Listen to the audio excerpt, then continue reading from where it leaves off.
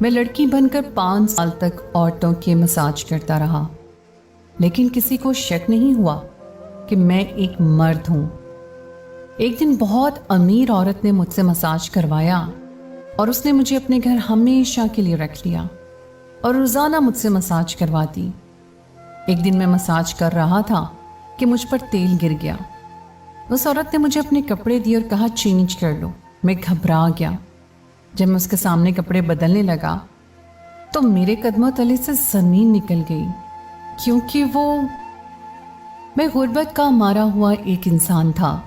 Intermediate کرنے کے بعد یہ میں نے نوکری کی تلاش شروع کر دی، کیونکہ مزید تعلیم کے لیے میرے پاس پیسے نہیں تھے۔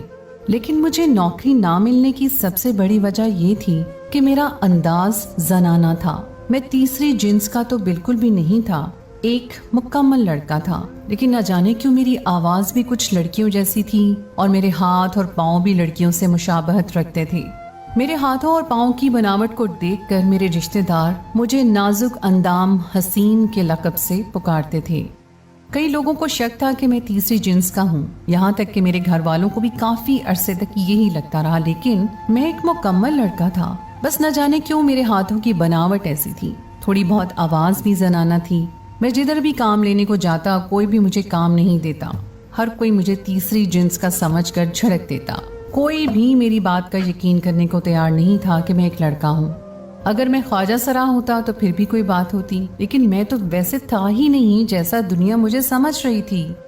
میرے گھر میں فاقے چل رہے تھے، میرے گھر والوں نے بھی مجھے بہت پریشان کر کے رکھا ہوا تھا۔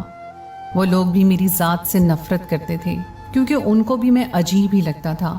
میری ماں کہتی تھی تو نہ بیٹا نکلا نہ بیٹی نکلی، تمہاری بناوٹ بیٹے جیسی ہوتی تو تمہیں کہیں نوکری مل جاتی اور ہمارا گزارا ہوتا، یا پھر تم مکمل بیٹی ہوتی تو ہمیں کما کر دیتی، لیکن تیری تو شناختی واضح نہیں ہے۔ یہ کسی اور کے نہیں بلکہ میری والدہ کے الفاظ تھے۔ جب دنیا کا انسان ساتھ چھوڑ دیتی ہے تو اس کی ماں اس کا ساتھ دیتی ہے، لیکن میری ماں تو ماں ہے اور وہی مجھے مورد الزام ٹھہرا رہی تھی۔ وقت گزرتا گیا اور میری عمر 22 سال ہو گئی اور میں پریشان تھا۔ میں نے اسی پریشانی میں اپنا گھر چھوڑ دیا اور دوسرے شہر آ گیا۔ دوسرے شہر آ کر بھی میں روزگار کے لیے دھکے کھاتا رہا، لیکن مجھے کہیں بھی روزگار نہیں ملا۔ پھر مجھے ایک بندے نے ہمت دلائی جس کا ایک مساج سینٹر تھا اور وہ مردوں کا مساج کرتا تھا۔ اس نے مجھے کہا کہ تم یہ کام کرو۔ میں نے اس کے سینٹر میں کام کرنا شروع کر دیا، لیکن وہاں پر بھی سب نے مجھے تیسری جنس کا سمجھ کر میرا بہت مذاق اڑایا۔ ان میں سے ایک نے تو موقع پا کر مجھ سے زیادتی کرنے کی بھی کوشش کی۔ یہاں پر میری برداشت کی حد ختم ہو گئی تھی۔ میں دل برداشتہ سا ہو گیا اور اس سینٹر کو چھوڑ دیا۔ پھر مجھے خیال آیا کہ جب دنیا مجھے لڑکی سمجھتی ہے تو میں بھی دنیا کے سامنے لڑکی بن جاتا ہوں۔ میں نے اپنے آپ کو لڑکا ثابت کرنے کی بہت کوشش کی، لیکن ناکام رہا۔ اب میں نے ایک چور راستہ اختیار کرنے کا سوچ لیا تھا۔ میں نے ایک عبایا خریدا اور نقاب خریدا اور عبایا پہن کر چہرے پہ نقاب کر کے مکمل طور پر ایک لڑکی کا روپ اختیار کر لیا۔ اس کے بعد میں مختلف دکانوں میں کام تلاش کرنے لگا اور مجھے فوراً سے کام مل بھی گیا۔ ایک دکان کے مالک نے مجھے رکھ لیا جس کی کپڑوں کی دکان تھی۔ اس نے مجھ سے کہا کہ تم دیکھنے میں ضرور خوبصورت ہوگی، اگر نقاب اتار دو تو میرے گاہک زیادہ آئیں گے۔ میں نے کہا کہ میں شرعی پردہ کرتی ہوں، میں ایسا نہیں کر سکتی۔ کچھ عرصے کے بعد میں نے وہاں پر کام کیا اور میرا اچھا خاصا گزر سفر ہونے لگا۔ میں نے ایک کمرہ کرائے پر لے لیا۔ میں سارا دن دکان میں بیٹھا ہوتا تھا اور دکان کا مالک میری بہت حوصلہ افزائی کرتا تھا۔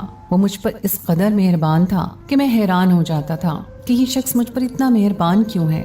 اس نے کئی بار مجھے نقاب ہٹانے کی درخواست کی تھی، لیکن میں نے ایسا نہیں کیا کیونکہ میں ایسا کر ہی نہیں سکتا تھا۔ یہاں بھی میرے ساتھ وہی ہوا جو مساج سینٹر میں ہوا تھا۔ دکان کے مالک نے ایک رات مجھے بہانے سے روک کر رکھا اور پھر دکان بند کر کے مجھے زیادتی کا نشانہ بنانا چاہا، لیکن جیسے ہی اس نے میرا نقاب کھینچا تو اسے معلوم ہو گیا کہ میں لڑکا ہوں، کیونکہ میری شکل تو لڑکوں جیسی ہی تھی، بس ہاتھوں کی بناوٹ لڑکیوں جیسی تھی اور تھوڑی آواز بھی۔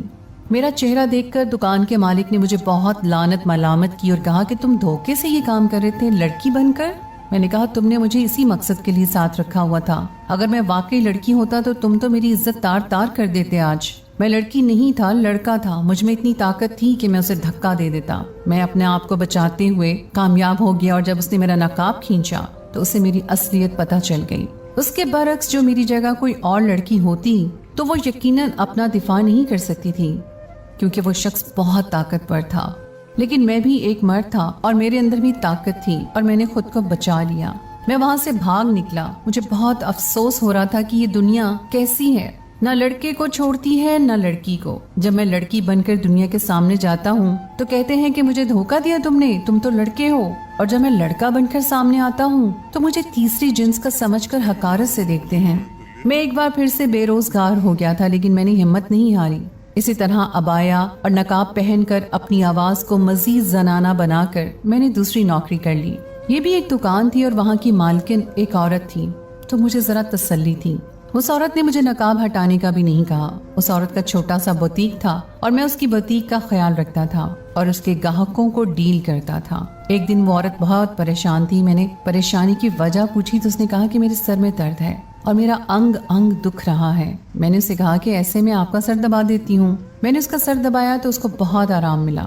پھر میں نے اس کے کندھے دبانا شروع کیے اور میں یوں کرتے کرتے اس کے جسم کے مختلف زاویوں پر ہاتھ پھیر کر مساج کے انداز میں دباتا جا رہا تھا اور اس عورت کو آرام محسوس ہو رہا تھا. اس نے مجھ سے کہا کہ تم تو بہت اچھی مالش کرتی ہو، میرا تو سارا درد ہی تم نے غائب کر دیا. تمہیں تو مساج سینٹر کھولنا چاہیے، تمہارے ہاتھوں میں بڑی شفا ہے.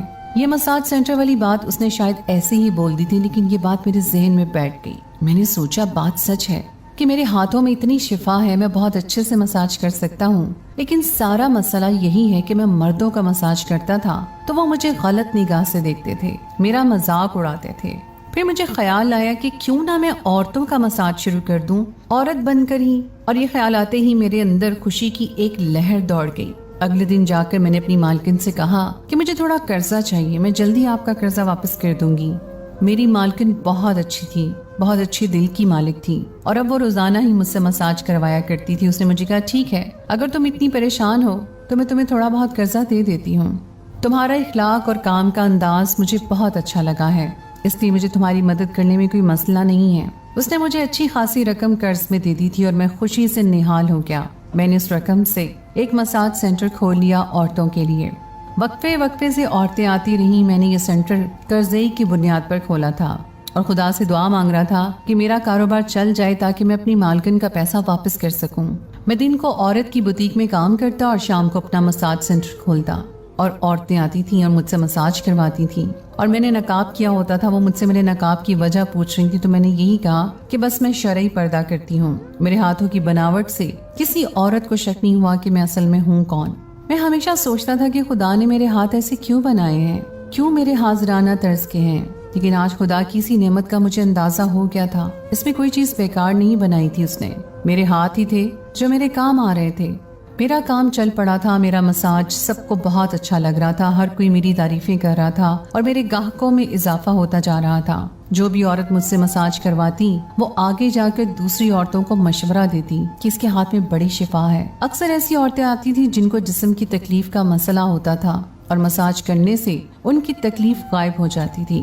یہ تمام عورتیں میرے سامنے اپنا اچھا خاصا لباس اتار دیتی تھیں، لیکن میں ان کو دیکھتا نہیں تھا، آنکھیں بند کر کے اپنا کام کرتا تھا. میرا ان کو دیکھنا بھی حرام تھا، میرا کوئی مقصد نہیں تھا، بس میں صرف مجبور تھا.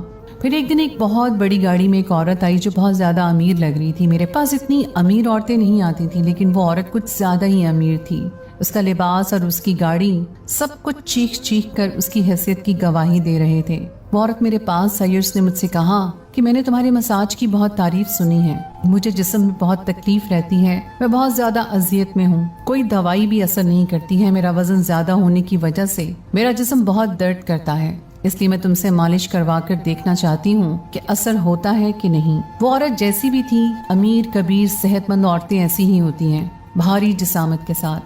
میں نے آرام سے اس کا مساج کیا اور کافی دیر تک کرتا رہا تو اس کو بہت سکون آیا. اس نے میری تعریف کی اور پھر چلی گئی. لیکن اگلے روز وہ پھر آئی اور مجھے کہا کہ میں تمہیں لینے آئی ہوں، تم مستقل میرے گھر پر رہو، میں تمہیں اتنے پیسے دوں گی کہ تمہیں یہ سینٹر چلانے کی ضرورت نہیں پڑے گی، بس میری تکلیف کو دور کر دو.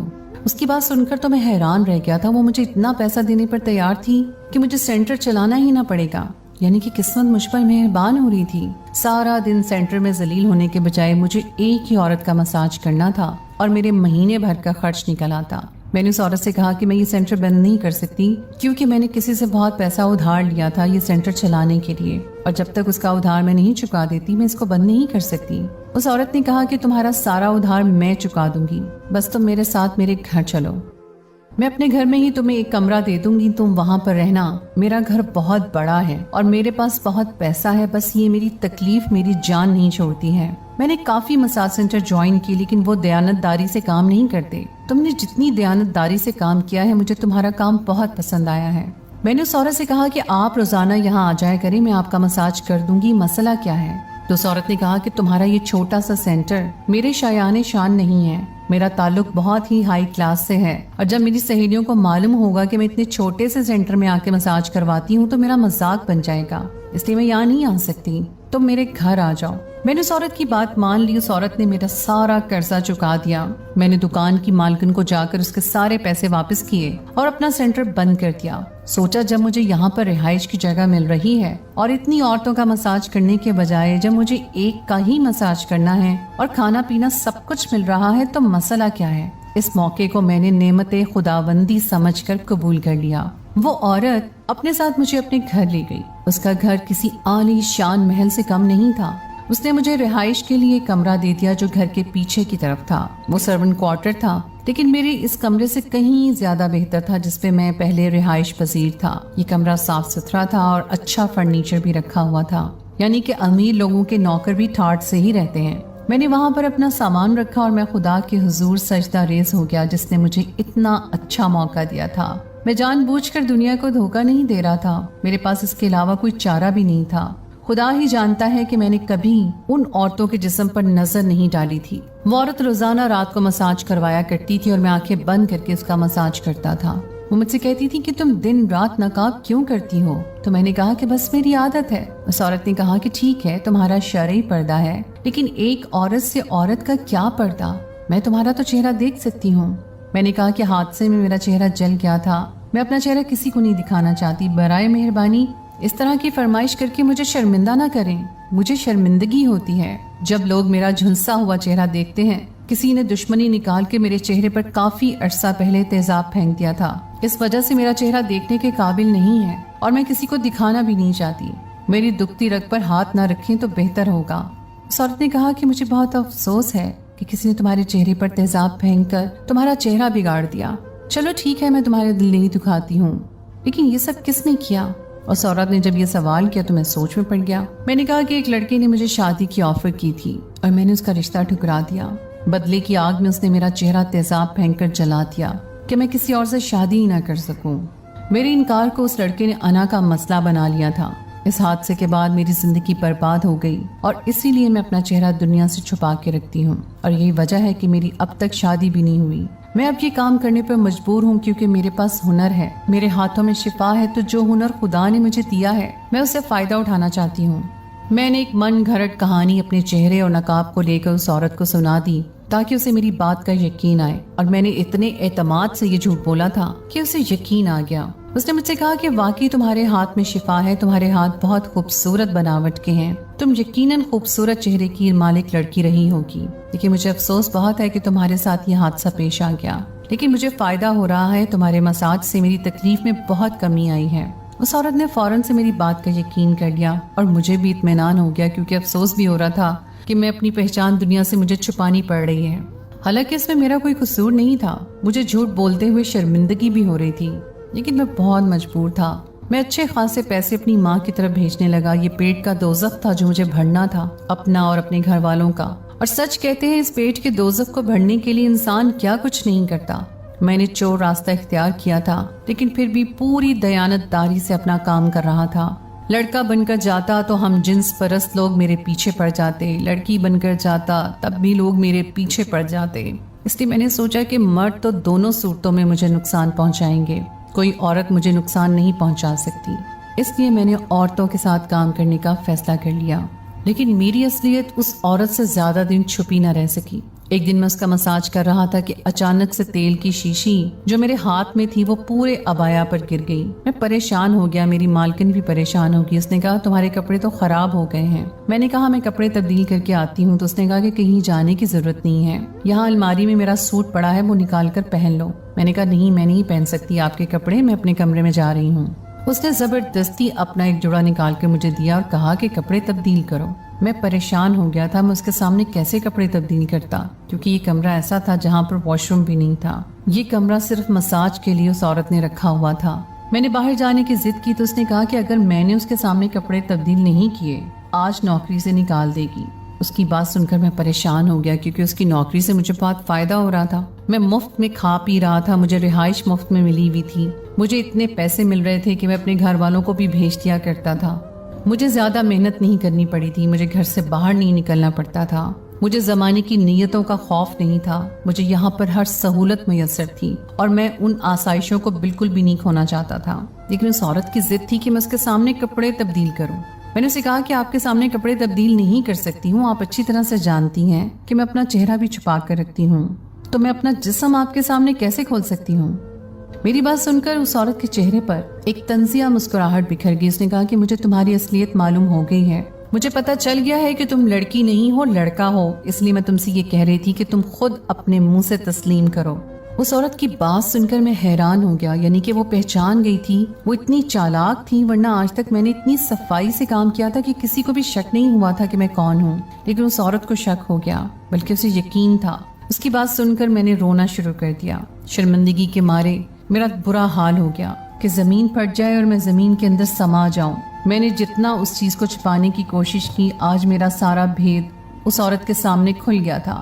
اس نے مجھے کہا کہ رونا بند کرو اور مجھے بتاؤ کہ تم نے یہ سب کیوں کیا۔ میں نے اسے ساری بات بتا دی کہ شروع سے لے کر زمانے نے میرے ساتھ کیا رویہ رکھا۔ جب میں لڑکا بن کر جاتا تب بھی لوگ مجھے دھتکار دیتے اور مجھ پر غلط نظر رکھتے، اور میں لڑکی بن کر جاتا تب بھی میرے ساتھ برا ہی ہوتا تھا۔ اس لیے میں نے سوچا کہ میں عورتوں کے ساتھ عورت بن کر کام کروں کہ کوئی مسئلہ نہ ہو۔ میں نے کسی کے ساتھ کبھی کوئی غلط حرکت نہیں کی، آنکھیں بند کر کے مساج کرتا ہوں۔ آپ جانتی ہیں سب، غربت کا مارا انسان بہت مجبور ہوتا ہے، کاش کہ آپ جیسے امیر لوگ سمجھ پاتے، لیکن مجھے پتا ہے کہ آپ نہیں سمجھیں گی میری بات، میں خود ہی یہاں سے چلا جاتا ہوں۔ میں جانے لگا تو اس نے مجھے کہا کہ مجھے تمہاری تکلیف کا اندازہ ہوا ہے، جو کہانی تم نے سنائی ہے وہ یقیناً ایک دردناک داستان ہے، تم کتنے مجبور تھے مجھے اندازہ ہے۔ مجھے کچھ دن پہلے ہی اندازہ ہو گیا تھا کہ تم لڑکی نہیں لڑکا ہو، اور اسی لیے میں نے جان بوجھ کر تیل تمہارے کپڑوں پر گرا دیا۔ میں تمہیں غلط سمجھ رہی تھی، لیکن اب مجھے اندازہ ہو گیا ہے کہ تم غلط نہیں ہو، تم نے جو کیا مجبوری میں کیا۔ میں تمہاری مدد کرنا چاہتی ہوں، اب میں تم سے مساج تو نہیں کرواؤں گی کیونکہ مجھے معلوم ہو گیا ہے کہ تم لڑکی نہیں ہو، لیکن میرے پاس تمہارے لیے اور کام ہے۔ تمہارا اخلاق اب تک بہت اچھا ہے، تم نے کوئی غلط حرکت نہیں کی، میں تمہاری مجبوری سمجھتے ہوئے تمہیں ایک اور نوکری دے رہی ہوں۔ عورت کی بات سن کر مجھے خوشی ہوئی۔ میں نے پوچھا کہ میرے لیے کیا کام ہے، تو اس نے کہا کہ تمہیں میرے گھر کی رکھوالی کرنی ہوگی، میں کسی اور پر بھروسہ نہیں کرتی، تمہیں جتنا عرصہ میں نے اپنے گھر میں رکھا تم نے کوئی چوری نہیں کی، بہت اچھے طریقے سے تم یہاں رہ رہے تھے، آج کے بعد تم میرے گھر کی رکھوالی کرنا۔ میں گھر سے باہر ہوتی ہوں تو مجھے خوف ہوتا ہے کہ میرے دوسرے نوکر چوری کریں گے یا میرا شوہر دوسری عورتوں کو گھر لے آئے گا۔ میرے جانے کے بعد میرے گھر میں کیا ہوتا ہے، میرا شوہر اور میرے بچے کیا کرتے ہیں، وہ سب تم نے مجھے بتانا ہے۔ آنکھیں چار کر کے میرے گھر پر نظر رکھنی ہے، بس اتنا سا تمہارا کام ہے۔ مالکن کی بات سن کر میں خوش ہو گیا، یہ کام تو میرے لیے بہت آسان تھا، یعنی کہ مجھے سب کچھ یہاں پر میسر ہوگا اور مجھے رکھوالی کرنی ہوگی۔ مالک نے مجھے کہا کہ یہ برقع پہننے کی بھی ضرورت نہیں ہے، تم اپنا مردانہ لباس میں کام کر سکتے ہو، تمہیں کوئی کچھ نہیں کہے گا۔ اس بات نے مجھے اور خوشی دی تھی، میں اب لڑکوں کے لباس میں ہی کام کرتا تھا۔ میں دیکھنے میں بھلے لڑکی جیسا تھا، لیکن میرے اندر طاقت لڑکوں والی ہی تھی، میں کسی بھی چور اور ڈاکو کا مقابلہ کر سکتا تھا۔ اس لیے میرا کاروبار ایک بار پھر سے چل پڑا، میں نے پوری دیانتداری سے کام کیا۔ یہاں پر میرا رہائش اور کھانا پینا مفت اور مجھے تنخواہ ملتی تھی، وہ میں جمع کرتا جاتا اور میں نے تنخواہ جمع کرتے کرتے اپنا ایک چھوٹا سا مکان لے لیا تھا اور اپنے والدین کو میں یہاں لے آیا۔ مجھے اس عورت کے گھر میں کام کرتے ہوئے اب 10 سال ہو چکے ہیں، وہ بیمار ہو کر اب بستر سے لگ گئی ہے، لیکن اس نے مجھے نوکری سے نہیں نکالا۔ میں نے تمام گھر والوں کا اعتماد جیتا۔ اس عورت نے مجھے کہا کہ لوگ تو بہت ہیں، لیکن جس دیانتداری سے تم نے میرا کام کیا تھا اور تم آنکھیں بند کر کے جب میرا مساج کرتے تھے، تبھی مجھے اندازہ ہو گیا تھا کہ تم کتنے صاف دل انسان ہو، بس مجبور ہو۔ تمہاری اسی صاف دلی کو دیکھتے ہوئے میں نے تمہیں اپنے گھر میں جگہ دی۔ آج میں بہت خوش ہوں. میرے والدین چھوٹے سے گھر میں رہ رہے ہیں اور میں اس گھر میں آج بھی ملازم ہوں. سچ کہتے ہیں جب خدا ایک کو ایک چیز نہیں دیتا ہے تو دوسرے کو دے دیتا ہے. میرے پاس پیسہ نہیں تھا لیکن اس عورت کے دل میں خدا نے رحمت ڈال دی تھی اور میرے مالی مشکلات حل ہو گئے تھے. ساری بات میری نیت کی تھی جو صاف تھی. میری کہانی سن کر آپ کو مجھ جیسے انسانوں کے بارے میں اندازہ ہو گیا ہوگا کہ ہم جیسے لوگ جو مکمل طور پر اپنی ہم جنس کسی کو واضح نہیں کر پاتے تو زمانہ ان کے ساتھ کیا سلوک کرتا ہے اور وہ لوگ کتنے مجبور ہوتے ہیں. میری آپ سے گزارش ہے کہ میرے جیسے اگر کسی انسان کو آپ دیکھیں تو اس کے ساتھ ہمدردی والا معاملہ کریں. اگر ایک انسان مکمل خواجہ سرا ہوتا ہے تو پھر بھی اسے زمانے میں جگہ مل جاتی ہے اور وہ وہی کام کرتا ہے جو پیشہ ور خواجہ سرا کرتے ہیں. لیکن اگر ایک انسان مکمل طور پر مرد ہو لیکن اس کے ہاتھ پاؤں کی بناوٹ، اس کی آواز خدا نے عورتوں جیسی رکھی ہو تو اسے زمانے میں بہت مشکل کا سامنا کرنا پڑتا ہے. بالکل ایسے ہی جیسے ایک مکمل پاگل کے لیے ایک جگہ ہے جسے پاگل خانہ کہتے ہیں اور وہ وہیں پر رہتا ہے پر کسی کو کوئی اعتراض نہیں ہوتا. لیکن ایک نیم پاگل کے لیے کوئی جگہ نہیں ہوتی اس کے گھر کے سوا. نیم پاگل انسان نہ تو پاگل خانے میں رہتا ہے نہ اپنے گھر میں سکون سے رہ سکتا ہے. ہم جیسے لوگوں کا یہی معاملہ تھا. تو دوستو یہ تھی میری آج کی کہانی.